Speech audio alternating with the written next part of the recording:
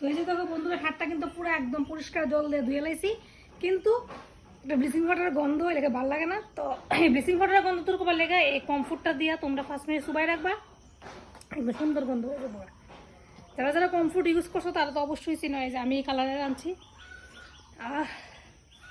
শার্টের কালার লাগে মিল লাগছে কেটে হ্যাঁ, কালারের লোক মিলে গেছে। দেখি অল্প একটু দিও, বেশি লাগে না।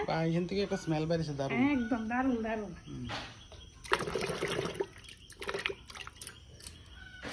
এই কমফোর্ট দিয়ে সার্ফ দিয়ে কাপড় দিয়ে, যদি কমফোর্ট দিয়ে তোমরা কাপড় 5 মিনিটের মতো ভিজাইয়া রাখা, তারপর লাইরা দো, বৃষ্টির দিনে কাপড় ধুয়ে দিল, বৃষ্টির দিনে একটা ভিজা কাপড়ের বেলা একটা বাজে গন্ধ করে, এই গন্ধটাও থাকতো না। তোমার থাকে তো বিজেন না 5 মিনিট ভিজাই তুই ভিজে মিল দিলে না। 5 মিনিট পরে মানে তুললে একদম চিপতাম না, বেশি হালকা চিপা রোদ লাগে না।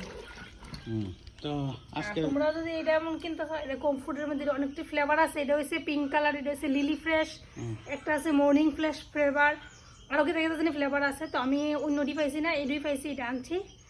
তো আমি সেকেন্ড টাইম ইউজ করতেছি, ভীষণ ভালো ভীষণ ভালো, তোমরা ইউজ করো।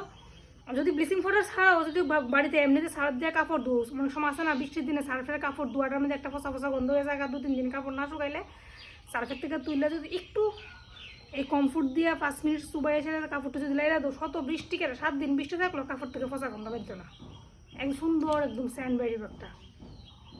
তোমরা ইউজ করে দেখো, দেখে আমরা রিভিউটা দিও, ঠিক আছে? আজকের ভিডিওটা এখানে শেষ হইতেছে বন্ধুরা,